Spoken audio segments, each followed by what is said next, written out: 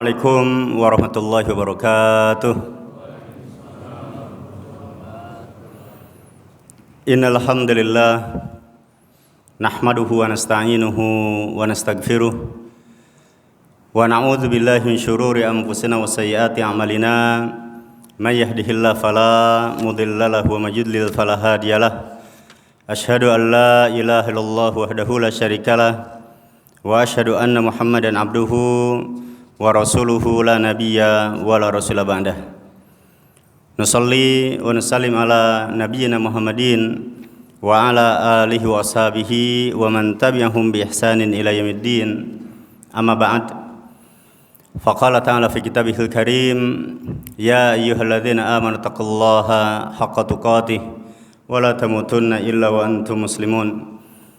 Hadirin Bapak-bapak, ibu-ibu dan saudara-saudara sekalian, jamaah salat subuh di Masjid At-Taqwa di PIK Penggilingan yang insyaallah dimuliakan Allah Subhanahu wa taala.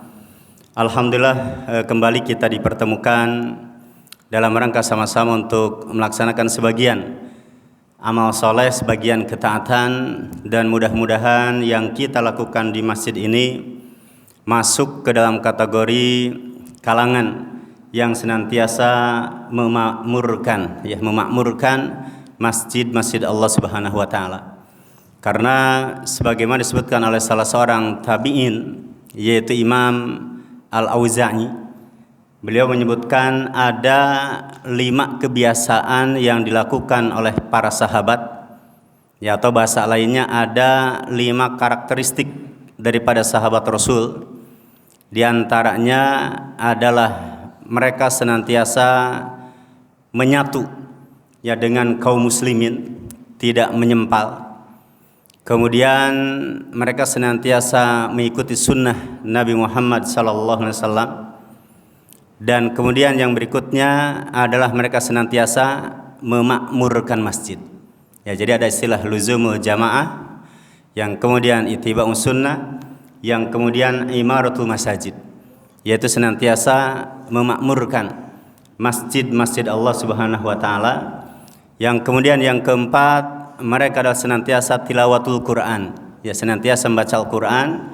Dan baru yang kelima yaitu adalah al-jihadu fisabilillah, mereka senantiasa berjuang di jalan Allah Subhanahu wa taala. Maka hadirin sekalian, paling tidak mudah-mudahan yang hari ini, pagi ini kita berkumpul tentunya bagian daripada imaratul masajid, yaitu bagian daripada memakmurkan masjid Allah Subhanahu wa taala, baik ya dengan salat berjamaahnya, dengan salat sunnahnya, dengan kemudian menghadiri ceramah di dalamnya, termasuk berinfak dan bersedekah, ya, yang kemudian dilakukan oleh sebagian daripada muhsinin, mereka yang berderma atau berinfak di jalan Allah Subhanahu wa taala. Mudah-mudahan ini dimasukkan ke dalam kategori mereka yang senantiasa memakmurkan masjid Allah Subhanahu wa taala. Amin ya rabbal alamin.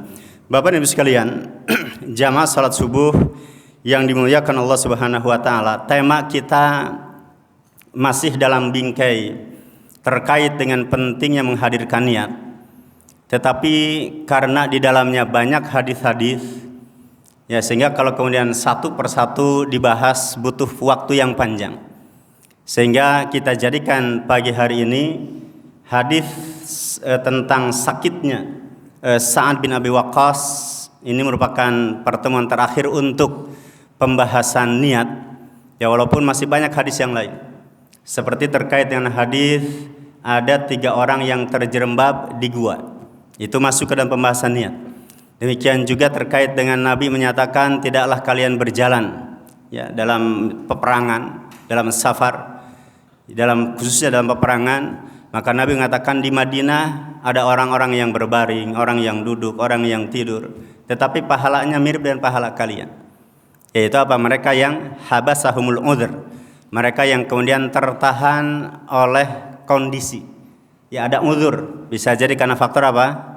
Sakit, atau misal karena diperintah oleh Nabi untuk berjaga-jaga, ya, berjaga di Madinah karena para sahabat keluar dari Madinah. Demikian juga misal terjadi gempa, bencana, tsunami dan seterusnya. Ya, ketika kemudian orang-orang meninggal, maka Nabi ditanya, bagaimana mereka nanti dibangkitkan? Ya, apakah mereka semuanya sama? Kemudian Nabi mengatakan tidak. Ya, jadi ketika kemudian terjadi musibah, bencana, gempa dan seterusnya, banyak orang yang berguguran, yang meninggal, maka tentunya hadirin sekalian, di akhirat nanti akan dibangkitkan sesuai dengan apa? Ya, dengan niatnya. Orang-orang yang pergi ke pasar pun demikian. Ya, ini dibangkitkan oleh Allah Subhanahu wa taala tergantung dengan niatnya. Nah, maka untuk pagi hari ini kita ambil hadis ya terkait dengan sakitnya Sa'ad bin Abi Waqqas, dan khusus untuk pagi ini kita tampilkan ya sebagian daripada poin-poin penting yang ada yang bisa kita petik dari sakitnya atau dari kisah sakitnya Sa'ad bin Abi Waqqas ini. Hadisnya panjang. Ya, hadisnya cukup panjang, mungkin nanti yang punya kita bisa dilihat. Maka hadirin sekalian, karena hadisnya panjang, maka saya baca terjemahnya saja. Di mana Sa'ad bin Abi Waqqas baru menyatakan ketika haji wada, Nabi Muhammad SAW datang menjenguk beliau, ya, yaitu menjenguk Sa'ad bin Abi Waqqas. Dikarenakan ketika itu Sa'ad bin Abi Waqqas terkena sakit yang parah. Ya, bahkan beliau sudah menduga, sahabat Sa'ad sudah mengira umurnya tidak akan lama. Sehingga kemudian beliau menyatakan, ya Rasulullah, penyakit yang ada padaku atau pada saya telah sampai pada kondisi seperti ini. Artinya beliau sudah parah, sudah bed rest. Ya, bahkan mungkin sudah ya bahasa ininya orang umum, ya mungkin kayaknya sudah tidak ada harapan hidup lagi. Maka kemudian beliau menyatakan, sementara aku merupakan seorang yang kaya raya. Jadi beliau menggunakan kata-kata dzumal, yaitu dengan nakiroh, artinya betul-betul beliau punya harta yang banyak. Dan tidak ada di antara keturunannya itu hanya satu, itu pun anak perempuan. Apakah aku boleh bersedekah, ya, bersedekah dengan 2/3 hartaku? Maka Nabi mengatakan jangan. Yang kemudian, ya Rasulullah, bagaimana kalau separuhnya? Ya, kalau 2/3 tidak boleh, bagaimana kalau separuhnya? Kata Nabi, enggak boleh juga. Kemudian beliau mengatakan, bagaimana kalau 1/3? Ya, maka Nabi mengatakan ats-tsulus wa ats-tsulusu katsir. Ya, kalau 1/3 beliau agak berat begitu ya. 1/3 itu juga apa? Banyak sekali. Maka kemudian beliau memberikan nasihat kepada Sa'ad dan mengatakan, sesungguhnya kamu meninggalkan ahli warismu, meninggalkan anak-anakmu dalam keadaan berkecukupan. Ya, jadi kamu meninggal dan kamu punya harta dan kamu wariskan harta itu kepada keturunan kamu, dan kemudian keluarga kamu merasa cukup dan tidak meminta-minta, ya maka apa? Itu jauh lebih baik. Jadi daripada apa? Daripada keluarganya misal harta diberikan misal ke apa? Misal diwasiatkan sudah. Nanti kalau bapak meninggal seluruh hartanya untuk apa? Misal untuk masjid, untuk yayasan, untuk pesantren dan seterusnya. Sementara keluarganya dibiarkan miskin. Maka Nabi mengatakan, sesungguhnya kamu meninggalkan anak-anak kamu dalam keadaan cukup dengan warisan itu, yang kemudian tidak meminta-minta, maka itu adalah jauh lebih baik. Yang kemudian Nabi kita mengatakan, sesungguhnya kamu tidak mengeluarkan sebuah nafkah yang dengan nafkah itu kamu mencari ridha Allah, melainkan kamu diberi pahala karenanya. Hingga apa yang kamu letakkan di mulut istrimu. Ini muncul Pak ya. Sebentar, ini goyang-goyang. Aku bertanya, ya Rasulullah, apakah aku nanti akan ditinggalkan oleh para sahabatku di Mekah ini? Ini kan terjadi haji wada. Ya, jadi karena Sa'ad bin Abi Waqqas kemudian sakit, maka Sa'ad bin Abi Waqqas khawatir para sahabat kembali ke Madinah, yang kemudian Sa'ad dibiarkan tinggal di Mekah. Padahal para sahabat banyak yang tidak suka kalau wafat di bumi yang telah beliau tinggalkan, di bumi yang pernah mereka tinggalkan. Ya, misal para sahabat hijrah dari Mekah ke Madinah, yang kemudian di antara mereka itu tidak suka kalau meninggalnya itu di Mekah. Dan bahkan banyak para sahabat Nabi termasuk Umar bin Khattab, ya kalau berdoa di antara doanya apa? Ya Allah, wafatkanlah aku di kota nabimu. Ya banyak yang ingin kemudian meninggalnya apa? Di Mekah. Ala kulli hal hadirin sekalian yang dimuliakan Allah Subhanahu wa taala, maka ada kekhawatiran daripada Sa'ad bin Abi Waqqas, khawatir para sahabat kembali ya dengan Rasulullah ke Madinah, sementara Sa'ad karena kondisi sakit dibiarkan di Mekah. Dan khawatir kalau kemudian beliau apa? Meninggalnya juga di Mekah. Maka Nabi kita mengatakan, sesungguhnya innaka lan tukhallaf. Wahai Sa'ad, kamu selamanya tidak akan ditinggalkan. Ya ini termasuk apa? Ya jaminan dan janji dari Nabi. Jadi ketika Sa'ad mengatakan, ya Rasulullah, saya sudah sakit yang dahsyat. Yang kemudian yang kedua, beliau khawatir. Ya beliau khawatir kalau kemudian ditinggalkan oleh para sahabat, beliau sendirian di Mekah. Maka Nabi mengatakan, lan tukhallaf. Kamu selamanya tidak akan ditinggalkan. Yang kemudian, jika kamu melakukan amalan untuk mencari ridha Allah Subhanahu wa taala, ini kenapa ya? Ini biasanya gimana nih? Yang kemudian Nabi kita mengatakan, jika kamu melakukan amalan untuk mencari ridha Allah, melainkan karenanya derajat dan kedudukan kamu akan bertambahkan, diangkat. Ya, jadi ini poin pentingnya di sini terkait dengan kenapa hadis ini dimasukkan ke dalam kategori niat, yaitu terkait dengan seseorang yang kalau kemudian melakukan kebaikan dan diniatkan untuk mendapatkan wajah Allah Subhanahu wa taala, maksudnya yang dimaksud dengan wajah Allah itu ketika seseorang melakukan amal soleh di akhirat nanti dibagi atau diberi bonus apa Pak? Dimasukkan ke dalam surga. Yang ketika orang-orang itu di surga, orang beriman di surga, di antara kebaikan atau di antara bentuk tambahan yang lainnya, melihat apa? Yang paling diinginkan oleh manusia beriman apa?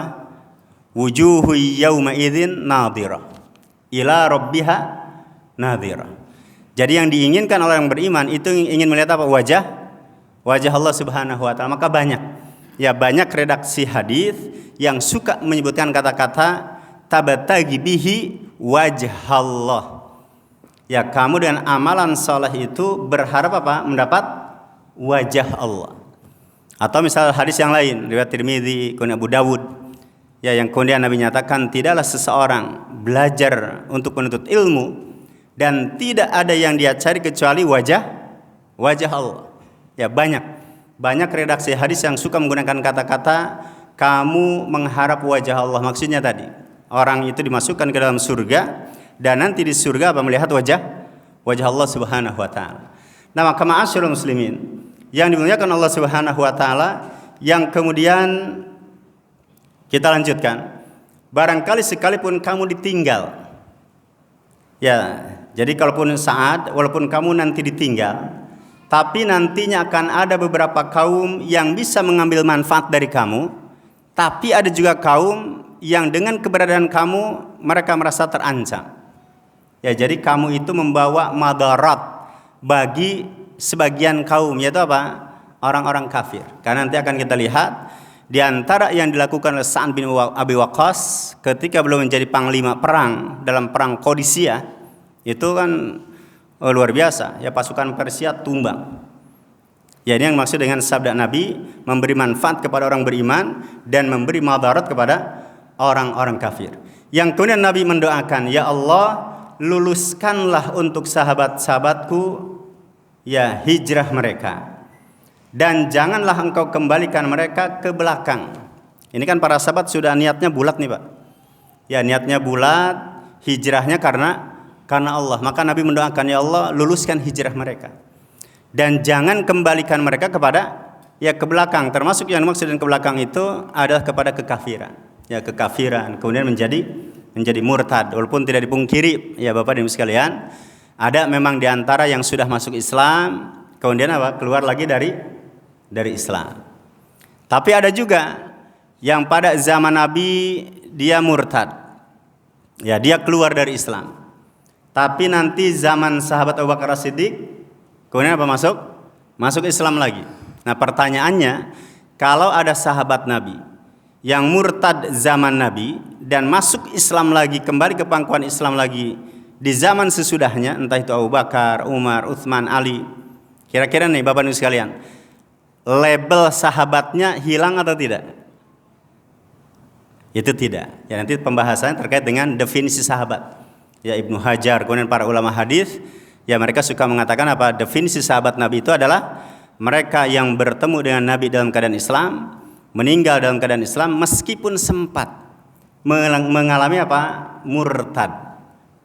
Ya meskipun apa? Sempat mengalami murtad, tapi kembali ke pangkuan Islam. Seperti ya misal ada sosok Ash'ath bin Qais. Ya Ash'ath bin Qais ini sahabat Nabi.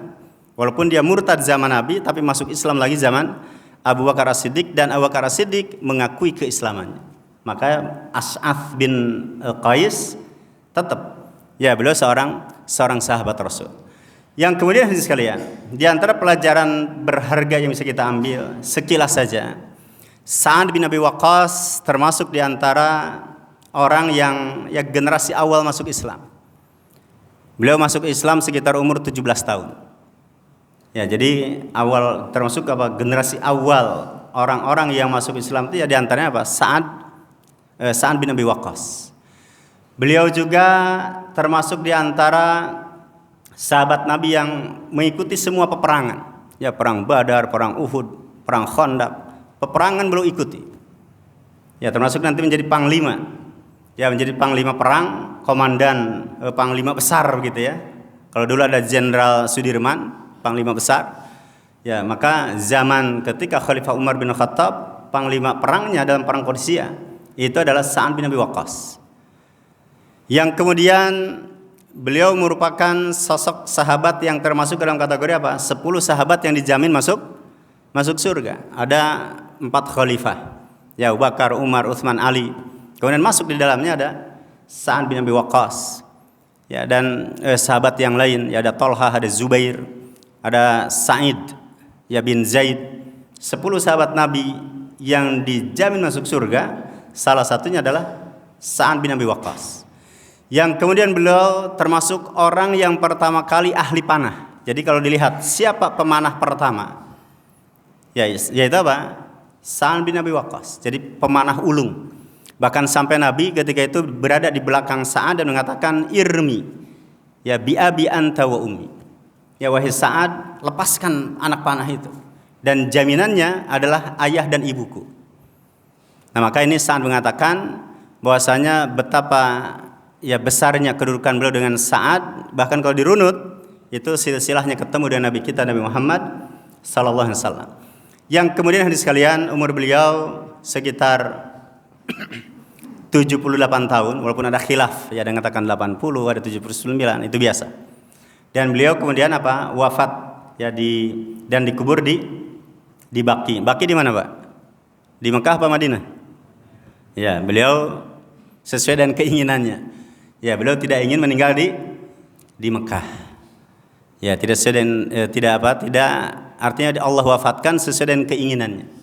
Ya, beliau bukan wafat di Mekah dan beliau tidak ingin ditinggal oleh para sahabat, tidak ingin kemudian tinggal di Mekah. Ya, beliau kemudian justru kemudian meninggalnya juga di Madinah. Nah, maka hadis sekalian, pelajaran yang kedua yang bisa kita ambil adalah pentingnya atau dianjurkan menjenguk yang sakit, terlebih khusus. Ya, misal apa? Yang punya hubungan antar atasan dan bawahan. Ya, misal ada perusahaan gitu ya. Karyawannya sakit, maka apa? Pimpinannya menjenguk. Nabi pun demikian. Ya, Nabi seorang pemimpin menjenguk siapa? Sahabatnya Sa'ad bin Abi Waqqas. Atau terlebih khusus adalah mereka yang punya hubungan keluarga, yang punya hubungan kekerabatan. Ya, jangan sampai yang sakit itu apa? Ditinggalkan sendirian, tidak ada sapaan, tidak ada jengukan dari keluarganya. Ya, karena kadang yaitu manusiawi. Ya, manusiawi sakit tapi tidak ada yang jenguk. Terlebih khusus orang-orang dekatnya. Kecuali misal ada yang sakit, kemudian pihak rumah sakit atau pihak dokter misalnya menyatakan tidak boleh dijenguk dulu. Ada tidak Pak yang begitu? Ada, misal karena faktor penyakitnya, ya misal yang dianggap apa bisa menular misal. Atau dalam kondisi tertentu masih masa-masa ya kritis atau observasi, ya tidak boleh dulu banyak orang. Ada yang kalau dijenguk karena kebanyakan tamu dijenguk terus malah yang harusnya sehat malah gimana Pak? Malah ngedrop lagi. Ya. Nah maka intinya hadirin sekalian ya termasuk tadi kerabat ya keluarga hendaknya kemudian apa? Menjenguk. Ya kenapa demikian? Karena menjenguk yang sakit itu termasuk bagian daripada hak seorang muslim. Ya Nabi mengatakan ada 5 hak antar sesama orang Islam. Salah satunya apa Pak? Inyadatul marid. Ya salah satunya apa? Menjenguk yang sakit. Bahkan sampai dalam hadis qudsi Allah menyatakan wahai hamba, kenapa kamu tidak menjengukku? Terus dikatakan bagaimana aku menjenguk engkau ya Allah? Kemudian Allah menjelaskan yang dijenguk bukan aku tapi siapa? Ya hambaku. Ada orang yang sakit maka jenguk. Dan diantara pahalanya luar biasa. Diantara apa? Shalla alaihil malaikah. Ya, bahwasanya apa? Malaikat mendoakan orang itu, mendoakan yang menjenguk tadi, dan jumlahnya bukan 1-2 malaikat, tapi berapa? 70.000. Bayangkan, Pak, 70.000 malaikat itu mendoakan orang yang menjenguk yang sakit. Ya, jadi Nabi menggunakan kata-kata shalla alaihim al malaikah. Malaikat bersalawat kepadanya. Yang dimaksud dengan salawatnya di situ adalah doa. Dan doa malaikat tidak lepas dari 3. Satu, malaikat akan mengatakan Allahummarhamhu. Ya Allah, sayangilah dia yang jenguk itu. Kemudian yang kedua apa Pak? Allahummaghfirlahu. Ya Allah, ampunilah dosanya. Dan yang ketiga malaikat mengatakan Allahumma tub alaih. Ya Allah, terimalah taubatnya. Kira-kira Bapak dan Ibu sekalian, mau tidak kita disayangi Allah? Saya yakin mau. Ya. Apakah kita mau diampuni dosanya? Setiap kita, sholat kita, wudhu kita, ya puasa kita, yang diinginkan apa Pak? Dosa kita dihapuskan. Ya demikian juga dengan apa? Kita berdoa. Ya kita suka berdoa untuk apa? Agar taubat kita diterima. Ya maka malaikat mengatakan apa? Tub alaih. Ya Allah, terimalah taubatnya. Ya maka ini jaminan dari Nabi kita Nabi Muhammad sallallahu alaihi wasallam. Ya bahkan termasuk orang yang menjenguk yang sakit itu mendapatkan ma'iyatullah. Ya kebersamaan dengan Allah Subhanahu wa taala, ya dinaungi rahmat, dan yang paling penting di antara pelajarannya apa Pak? Kita tahu dengan menjenguk yang sakit itu betapa mahalnya apa? Kesehatan. Ya maka tidak ada salahnya ya misal ada saudara kita, ada jamaah misal di antara masjid, yang mungkin pengurusnya kemudian atau sebagian dari jamaah kemudian apa? Mewakili ya atas seluruh jamaah kemudian menjenguk yang sakit. Ya karena dengan menjenguk yang sakit itu bisa apa? Meluluhkan hati kita. Hati yang keras dengan menjenguk yang sakit mudah-mudahan Allah lunakan. Tadinya tidak ingat mati dengan berkunjung misal ke rumah sakit gimana Pak? Kita bisa ingat kematian. Ya pernah ketika itu mungkin sekitar setengah bulan yang lalu kurang. Saya ketika itu mendampingi ya istri ya yang harus dioperasi. Kemudian saya turun dari lift rumah sakit. Kemudian ngobrol dengan petugas rumah sakit yang sedang membawa ini Pak, apa namanya? Ranjang tidur untuk yang sakit namanya Pak istilahnya. Ya sudah, ranjang tidur ya. Saya tanya, ini buat apa? Ya dijawabannya Pak, ini buat ini tadi apa? Buat ini ada yang meninggal katanya. Di atas ada yang meninggal. Jadi untuk membawa orang yang sudah meninggal. Terus saya tanya, yang meninggal berapa orang Pak? Itu baru satu ini Pak, baru satu gedung. Rumah sakit punya beberapa gedung. Ada gedung 1, 2, 3, 4, ya dan seterusnya. Dia bilang, ketika itu saya ngobrol jam 1 siang. Ya sekitar jam 1 siang dengan petugas tadi. Dia mengatakan ini yang meninggal dari pagi sampai sekarang itu 12. Bayangkan Pak, 12 orang. Ya, yang meninggal. Ini baru satu gedung nih, ya belum gedung yang lain. Ya maka dengan menjenguk yang sakit, ya maka tadi ya ketika di perjalanan kita bisa apa? Menemukan ya betapa mahalnya kesehatan. Demikian juga dengan banyaknya orang-orang yang telah pergi ya mendahului kita, dan kita semuanya antri. Ya, terkait dengan kematian tadi. Yang selanjutnya hadirin sekalian, adalah pentingnya ketika menjenguk yang sakit itu ya kita doakan. Kita doakan dengan apa? Doa kesembuhan. Misal dalam hadis yang lain, dengan beragam riwayatnya, Nabi kita Nabi Muhammad SAW ketika menjenguk Sa'ad, Nabi mengatakan apa? Allahumma shfi Sa'dan, 3 kali. Allahumma shfi, ya Allah sembuhkanlah Sa'dan, yaitu apa? Sahabat Sa'ad bin Abi Waqqas. Diulang 3 kali. Ya, maka tentunya banyak ya beragam redaksi hadis kita mendoakan yang sakit. Allahumma rabban nas mudhibal bas ishfi anta syafi la shifa illa shifaan la yugadiru saqama. Atau as'alullahal azim rabbal arsyil karim ayyashfiya fulan misal. Ya, atau dengan bismillah untuk diri kita. Ya, a'udzu bi inzatillahi wa qudratihi min syarri ma ajidu wa hadir. Nabi mengatakan kalau itu dibaca kemudian diulang 7 kali, maka kalau Allah mentakdirkan orang itu masih umurnya panjang, maka apa? Pasti akan sembuh. Ya, sambil dipegang mana yang daerah yang sakitnya. Demikian juga hadirin sekalian, tanamkan sikap apa? Optimis pada yang sakit. Termasuk tadi yang dilakukan Nabi. Nabi kita ketika menjenguk Sa'ad itu mendoakan, Allahumma shfi Sa'dan. Ya Allah sembuhkan Sa'ad. Itu yang pertama. Yang kedua apa? Menanamkan sikap optimis. Ya wahai Sa'ad, kamu tidak akan ditinggalkan. Wahai Sa'ad, kamu akan keluar dari Mekah. Wahai Sa'ad, kamu nanti akan memberi manfaat kepada orang banyak dan akan memberi madarat kepada orang kafir. Ternyata yang didoakan Nabi terkabul tidak? Terkabul semuanya.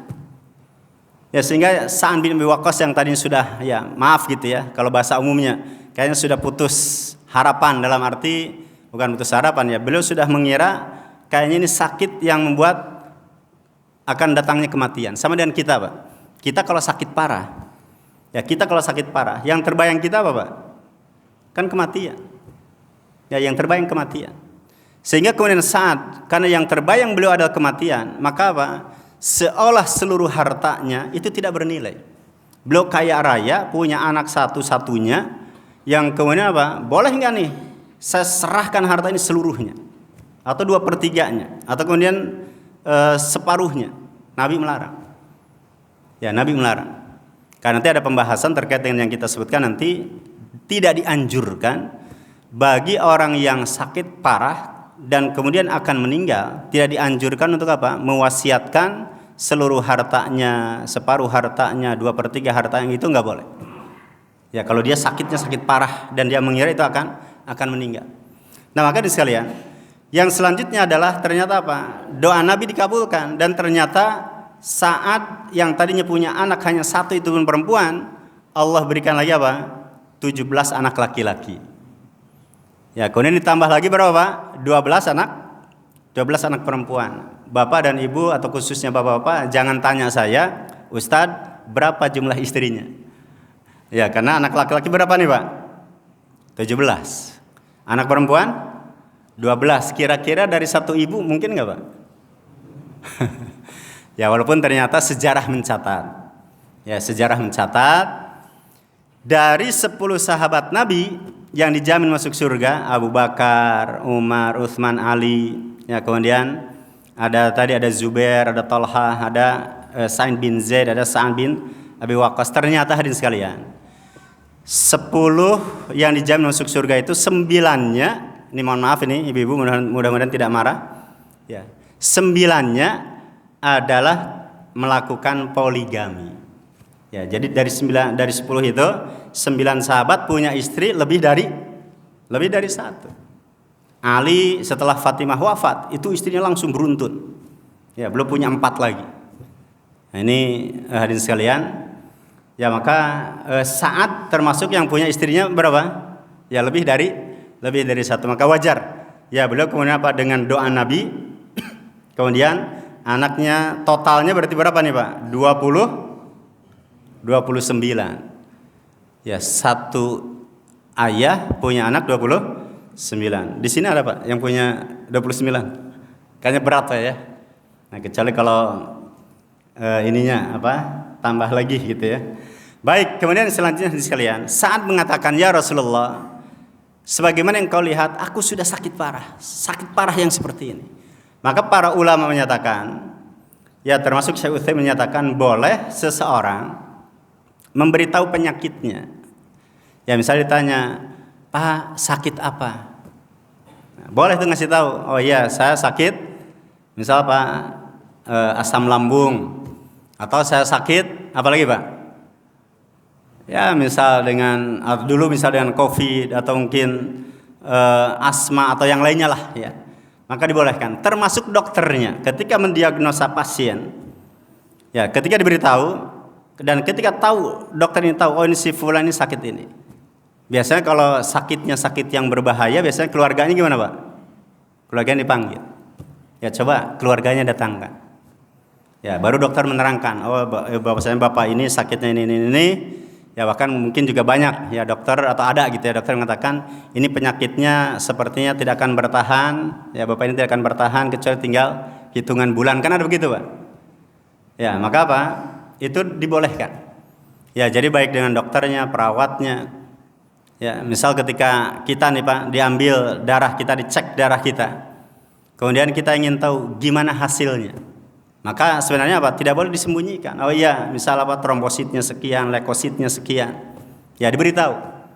Nah, maka ini hadirin sekalian, ini bisa diambil dipetik dari ya kisah Sa'ad bin Abi Waqqas tadi, memberitahu jenis sakitnya yang sudah begitu dahsyat.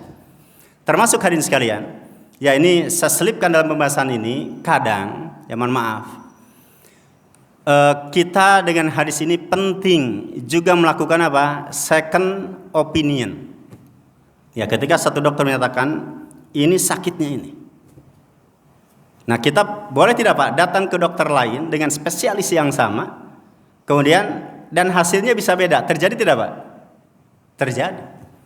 Ya misal ada salah seorang ya pasien divonis oleh dokter ini anaknya akan lahir, mohon maaf nih Pak, kepalanya besar itu apa namanya istilahnya?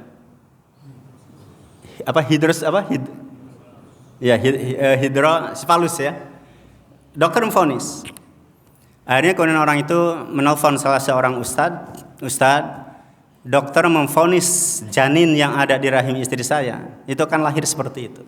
Apakah boleh saya menggugurkan? Nah itu dampaknya sampai begitu Pak. Sampai apa? Mau menggugurkan janinnya. Akhirnya kata ustadz tadi jangan. Kamu tidak boleh menggugurkan janin.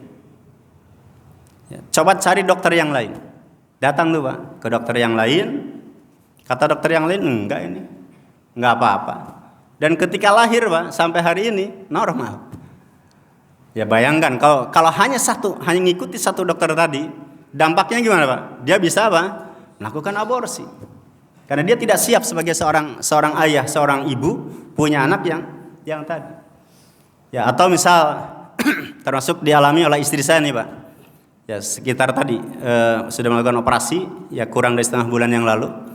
Itu datang ke dokter yang pertama, divonis ibu ini rahim ibu semuanya ya terkena miom 12.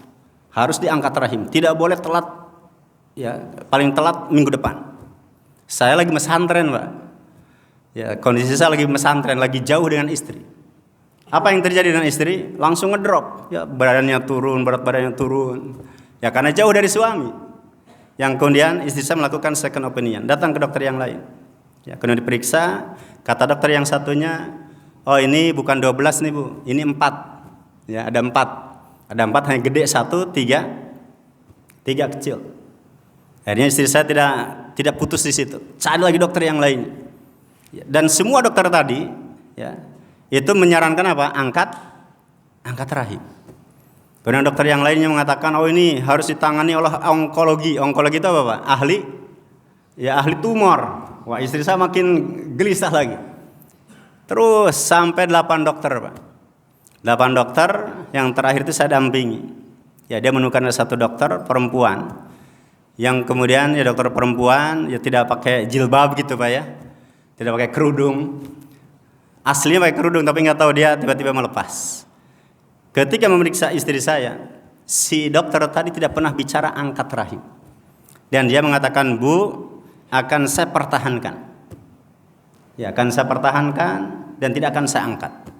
Dan ibu, ini bukan 12, bukan 4, tapi hanya satu. Hanya satu.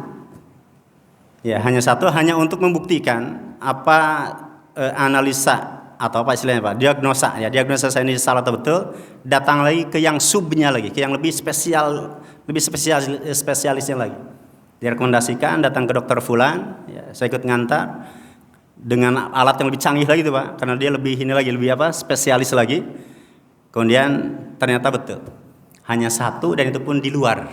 Ya, di luar artinya tidak harus dokter itu mengatakan ini tidak mesti buru-buru dioperasi, nggak apa-apa, selama tidak ada gangguan, selama masih nyaman, nggak apa-apa. Ya, dan itu hanya satu. Nah, ya singkat cerita, sudah istri merasa nyaman, sudahlah daripada lama-lama gitu ya, udah dilakukan tindakan, ya operasi, dan ternyata betul Pak, hanya satu dan tidak ada ya tidak harus diangkat rahim. Ini penting ya Bapak Ibu sekalian, melakukan second opinion. Ya, karena walaupun sesama spesialis antara satu dokter dan yang lain, mohon maaf ini, ya ternyata bisa beda. Ya, bisa beda. Misal tergantung jam terbangnya, tergantung ya senioritasnya dan seterusnya, itu juga berpengaruh. Baik, hadirin sekalian yang dimuliakan Allah Subhanahu wa taala. Kemudian yang selanjutnya bisa kita ambil pelajaran. Yang sakit dan merasa kalau dirinya ini jangan-jangan sakit ini akan membawa saya meninggal. Ya, mengakibatkan saya meninggal. Maka tidak diperbolehkan bersedekah, tidak diperbolehkan berikan wasiat lebih dari berapa? Sepertiga hartanya, kecuali atas izin ahli warisnya. Ya, misal ada seorang bapak, dia sudah sakit parah dan mengatakan, "Nah, kayaknya umur bapak nggak akan lama ini. Udah, nanti tolong kalau bapak meninggal, ya itu misal separuh dari harta bapak berikan ke yayasan ini untuk dibuatkan misal pesantren, rumah Quran dan seterusnya." Maka itu tidak boleh. Ya, tidak boleh kecuali atas izin ahli waris. Ya, karena meninggalkan ahli waris dalam keadaan cukup, meninggalkan ahli waris dalam keadaan nantinya tidak ngemis-ngemis, tidak minta-minta, menjadikan ahli waris adalah ya kaya begitu, itu masih jauh lebih baik dibandingkan dengan meninggalkan mereka dalam keadaan miskin, dalam keadaan tidak punya apa-apa. Ya, Bu, mana ini ke hartanya? Kan bapak dulu kaya. Disebutkan itu habis semuanya diwakafkan, habis semuanya disedekahkan. Maka ini nanti kesannya tidak baik. Ya, maka itu tidak boleh kecuali kalau memang sakitnya itu ringan. Ya, sakit ringan, kemudian dia enggak akan meninggal.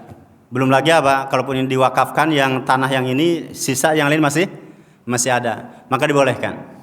Ya, seorang yang sehat nih Pak, seorang yang sehat mendermakan seluruh harta yang dimiliki saat itu dibolehkan.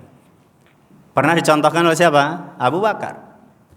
Ya, Abu Bakar belum mendermakan seluruh hartanya, beliau masih hidup dan tidak sakit. Atau misal sahabat Utsman bin Affan, beliau bawa harta banyak ketika itu. Kemudian beliau mengatakan, "Ya Rasulullah, seluruh harta yang saya bawa ini saya serahkan untuk fisabilillah." Itu boleh. Ya, maka diambil kesimpulan di sini, termasuk disebutkan oleh Syekh Utsaimin, yang sakit dan merasa akan meninggal tadi sudah ya. Yang sehat dan tidak khawatir meninggal, maka bebas untuk bersedekah. Ya, berapa saja. Bahkan kalau mau seluruh hartanya diperuntukkan untuk Allah dan Rasulnya, maka itu diperbolehkan. Baik, kita tambahkan, kita selesaikan. Yang selanjutnya hadirin sekalian yang dimuliakan Allah Subhanahu wa taala, tentunya pahala yang paling besar. Mana pahala yang paling besar, bersedekah ketika sakit atau ketika sehat? Ya, tentunya di hadapan Allah yang paling besar adalah pahala orang yang bersedekahnya ketika sehat. Karena kalau sedang sakit, apalagi sakitnya ada sakit yang parah, harta itu bernilai tidak Pak? Bagi yang sakit tidak bernilai.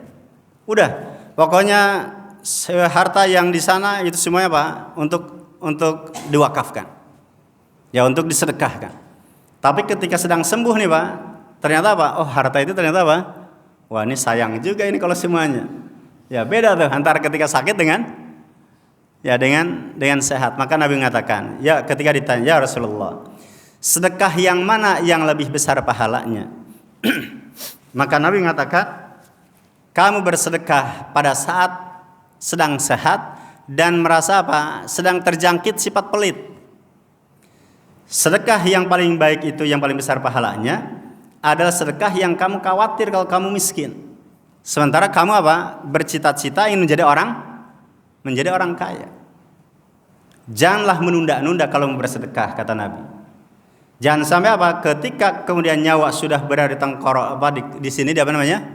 Di kerongkongan, kemudian mengatakan, ya tanah yang di sini diwakafkan untuk yayasan ini, yang ini diwakafkan untuk yang itu. Jangan sampai mengatakan begitu, kata Nabi. Ya, maka apa? Ini menggambarkan bahwasanya pas sedekah ketika masih sehat dan masih ada keinginan untuk kaya raya, ya maka itu jauh lebih besar pahalanya dibandingkan dengan apa? Orang bersedekah ketika sudah sakit parah. Maka sahabat mengatakan, yaitu Abu Darda, ya Abu Darda mengatakan, dan ini merupakan hadis Nabi, perumpamaan orang yang memerdekakan budak dan perumpamaan orang yang bersedekah di penghujung umurnya bagaikan orang yang berbagi, bagaikan orang yang memberi sementara dia sudah kenyang. Kalau sudah kenyang Pak, misal kita sedang lapar nih, dikasih nasi 2 kotak, ya 2 box, kita masih ngambil tuh, ya masih ngambil, kita makan, ternyata sudah kenyang, 1 kotak sudah kenyang, tersisa berapa? 1. Ketika ada yang minta nih Pak, karena kita sudah kenyang, ada yang minta, dikasih tidak? Dikasih. Ya walaupun tetap, ya itu juga masih apa? Masih lebih baik daripada apa? Tidak memberi sama sekali. Kemudian yang selanjutnya, kalau ahli waris itu miskin, ya, kalau ahli waris itu miskin, apakah kemudian boleh orang yang mau meninggal itu kemudian memberikan wasiat, ya atau kemudian apa? Bersedekah, disedekahkan? Maka ada 2 pendapat. Syekh Utsaimin, ya dalam bukunya, beliau termasuk yang menyatakan pendapat yang pertama, tidak boleh. Tidak boleh disedekahkan. Tidak boleh diwasiatkan, baik besar maupun kecil. Tapi apa? Peruntukan semuanya untuk ahli waris. Ya, kenapa begitu? Karena ahli waris adalah orang yang lebih berhak.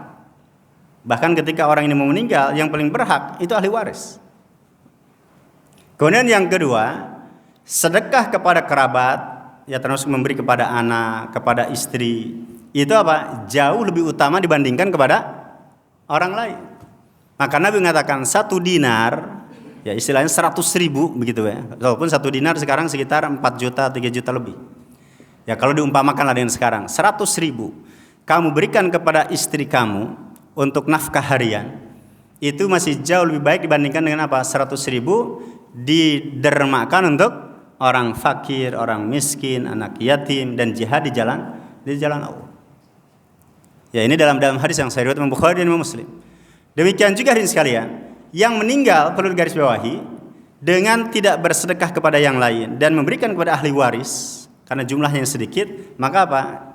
Harus yakin yang meninggal itu apa? Tetap mendapat pahala. Karena apa? Nabi mengatakan, kamu tinggalkan kepada Sa'ad, wahai Sa'ad, kamu tinggalkan ahli waris kamu, dan ahli waris kamu dalam keadaan cukup, itu jauh lebih baik daripada apa?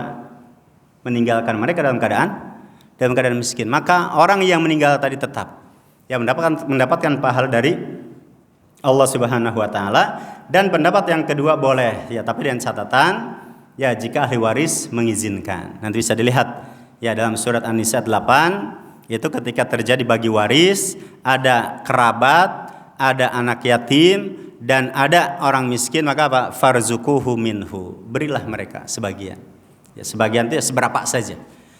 Dan yang ke-8 yang bisa kita ambil pelajaran adalah boleh.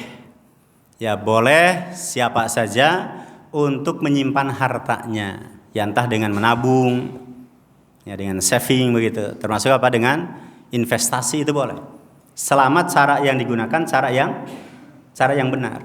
Ya misal Bapak Ibu punya uang nih, udahlah karena uangnya banyak, udah didepositokan. Boleh. Ya, misal di perbankan syariah. Atau misal diinvestasikan. Itu boleh. Ya, karena sikap kita terhadap harta kita ini 4 nih, Pak. 1, kalau kita punya harta, gunakan urutan pertama itu untuk ziswaf.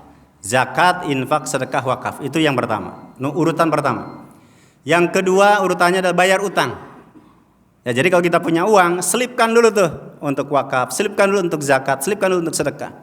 Ya, saya lihat di masjid ini ada pengumuman pembangunan apa itu, Pak? Asrama ya atau apa itu? Di mana nih? Ya, kalau nggak salah di situ saya lihat spanduk. Ya, akan membangun asrama atau apa, Pak? Ya, gedung. Ya, membangun gedung atau misal perluasan masjid atau untuk pengembangan masjid. Itu boleh tuh, Pak. Urutan pertama harta itu apa? Zakat, ya infak, sedekah dan wakaf. Selipkan dari harta itu. Jangan jajan dulu, jangan. Ya, jangan bayar cicilan dulu. Tapi apa? Selipkan dulu itu. Yang kedua baru apa? Bayar utang. Itu urutan kedua. Ya, punya utang lunasi dulu. Ya, jangan sampai pesta, foya-foya tapi hutangnya gimana? Numpuk. Ditagih hutang malah bawa golok. Kan ada juga begitu. Ya, kemudian yang ketiga, harta itu, sikap kita pada harta menabung. Ya, menabung, investasi. Kita nggak tahu, bisa jadi kita sakit, anak kita kuliah, sekolah dan seterusnya. Itu dari sini. Dan yang keempat, yang terakhir baru untuk konsumsi, untuk makan, minum, rekreasi. Itu diambilnya dari poin yang keempat. Jangan terbalik, Pak. Urutan keempat malah dijadikan nomor 1. Baik. Kemudian yang selanjutnya hadirin sekalian, pentingnya bermusyawarah dengan menghadirkan ahli. Ya, ahlinya yang takut pada Allah, yang wara gitu, yang hati-hati. Ya, karena kaidahnya apa? Tidak akan sia-sia orang yang istikharah dan tidak akan menyesal orang yang telah melakukan apa? Musyawarah. Ini penting ya, terkait dengan musyawarah. Dan yang selanjutnya adalah mulianya akhlak Nabi tadi, menjenguk yang sakit, yang memberikan motivasi.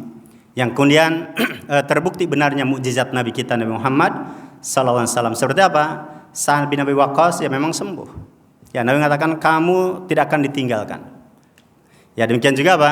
Tidak meninggal di Mekah. Ya, kemudian memberi manfaat kaum muslimin, memberi madarat orang-orang kafir. Itu terbukti. Ya, dalam perang Qadisiyah. Dalam perang Qadisiyah itu melawan Persia. Irak ditaklukkan itu zaman Sa'ad bin Abi Waqqas. Ya, Persia itu agamanya apa, Pak? Majusi.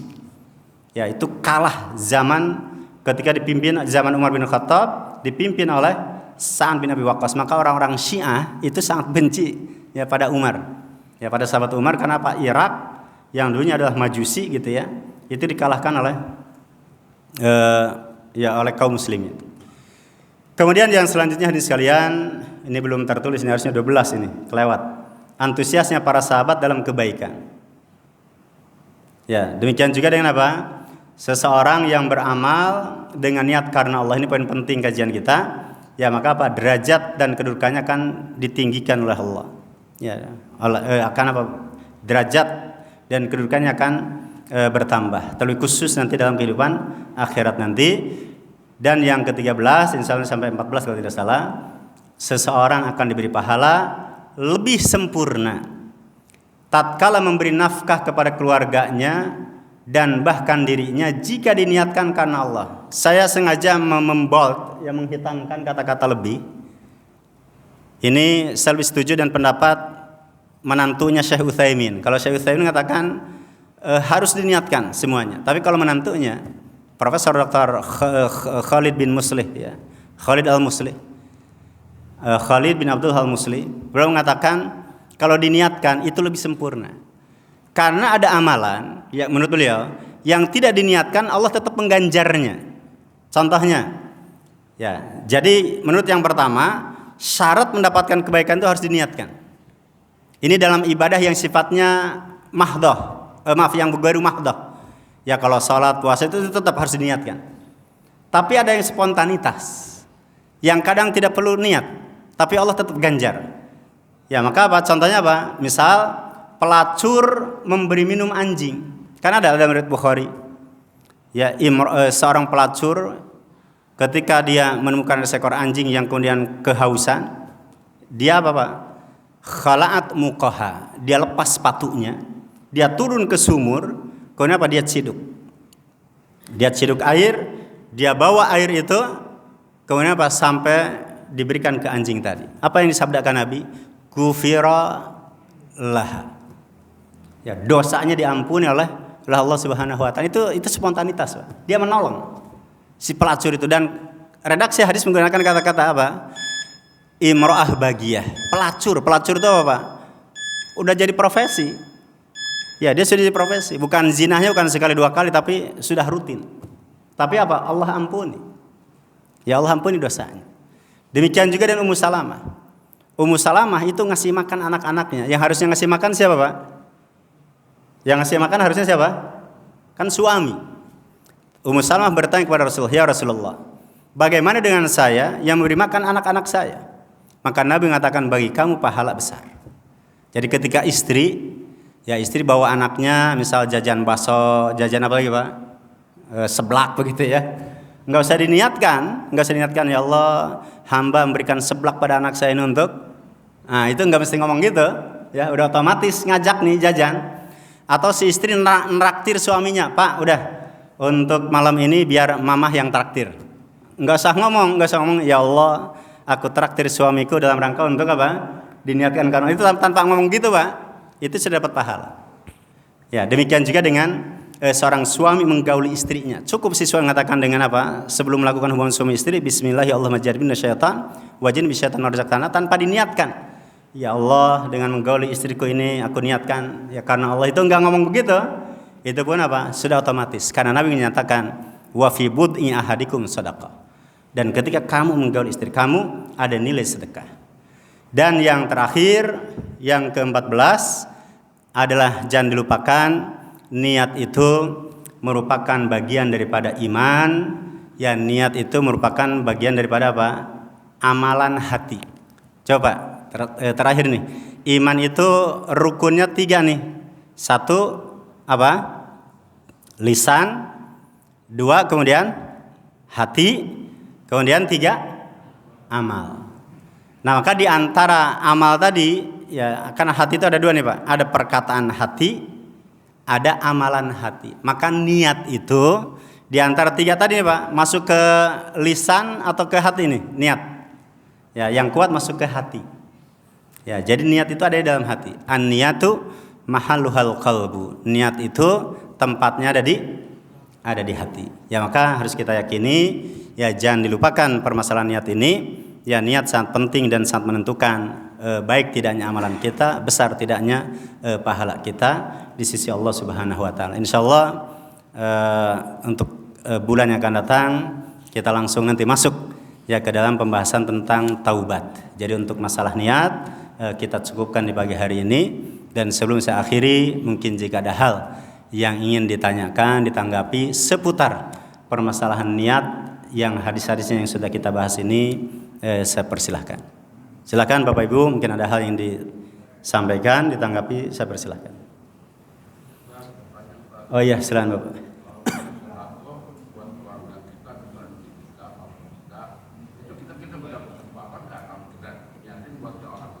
Gimana Pak? Kalau kita sedekah?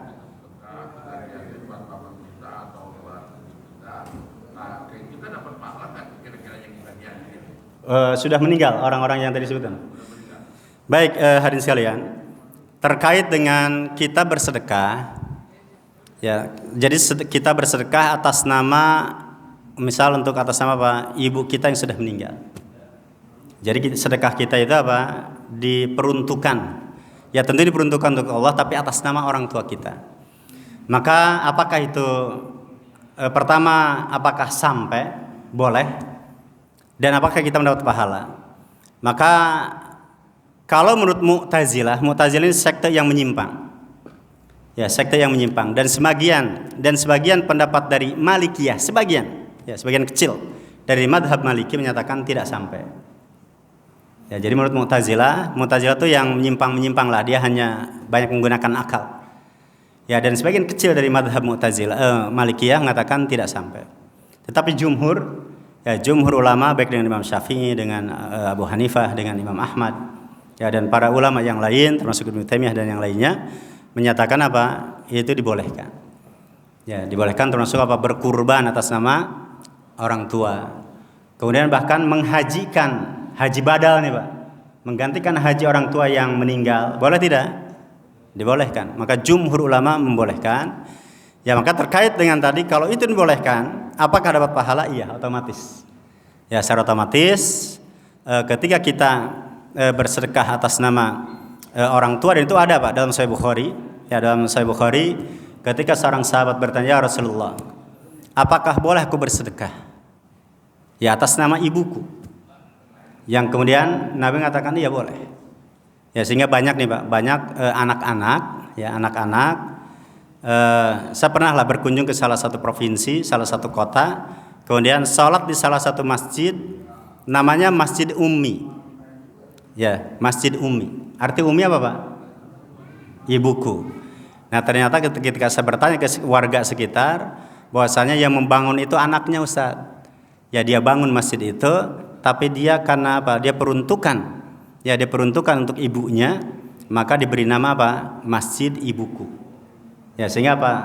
Pahala wakafnya, ya pahala bangun masjidnya situ apa? Mengalir kepada ibunya, kepada orang tuanya, tapi otomatis mengalir juga kepada dia. Ya, baik. Mungkin itu. Ada lagi yang lain Pak? Boleh. Gimana Pak? Menyikapi? Gimana Pak? Orang non muslim terus? Baik, kalau terkait dengan non muslim, ya terkait dengan non muslim kemudian kita menjenguknya, itu diperbolehkan. Ya terkait dengan apalagi termasuk itu kerabat, ya kerabat, dan terlebih khusus kita menjenguknya juga apalagi kalau diniatkan untuk apa Pak? Mendakwahi. Ya Nabi kita Nabi Muhammad SAW pernah ketika itu menjenguk seorang anak, siapa Pak? Anak Yahudi. Ya, seorang anak Yahudi dijenguk oleh Nabi ketika sakit. Yang kemudian Nabi mendakwahi, Nabi menasehati. Ya, kemudian apa? Sampai akhirnya si anak itu masuk Islam. Ya, masuk Islam. Dan kemudian ketika sudah masuk Islam, bahkan ya diberikan pilihan, kamu mau ikut bapak kamu atau mau ikut agama yang sudah dipeluk ini. Akhirnya apa? Si anak mengatakan, aku akan ikut dengan agama yang diajarkan oleh Abul Qasim, yaitu yang diajarkan oleh Nabi kita Nabi Muhammad SAW. Jadi kalau menjenguk yang sakit, ya itu dibolehkan, bahkan termasuk kalaupun meninggal gitu ya, istilah takziah. Ya, takziah itu apa Pak? Menjenguk, ya ada keluarga yang meninggal tapi itu non Islam, kita datang, itu bolehkan. Yang penting tidak ada unsur apa Pak? Tidak ada unsur mendoakan dengan surga, ya, mendoakan dengan apa? Rahmat Allah. Udah cukup kita hanya berbelasungkawa saja. Ya dalam arti sebagai apa? Sebagai status kita sebagai warga, ya terlebih khusus mereka adalah tetangga, dan kalau itu apalagi apa? Tetangga dekat. Ya jadi kalau tetangga dekat itu dibolehkan. Ya dibolehkan untuk dijenguk, demikian juga dengan untuk dikunjungi kalau kemudian ada yang meninggal keluarganya, ya tetapi tidak didoakan dengan rahmat, ya dengan ampunan dan dengan surga Allah Subhanahu wa taala. Baik, barangkali demikian kajian kita di pagi hari ini, dan kita cukupkan, ya, serta mohon maaf jika ada kesalahan dan kekeliruan. Mudah-mudahan apa yang kita lakukan di pagi hari ini mendapatkan kebaikan dan keberkahan dari Allah Subhanahu wa taala. Amin ya rabbal alamin. Subhanakallahumma bihamdika asyhadu an la ilaha illa anta. Wassalamualaikum warahmatullahi wabarakatuh.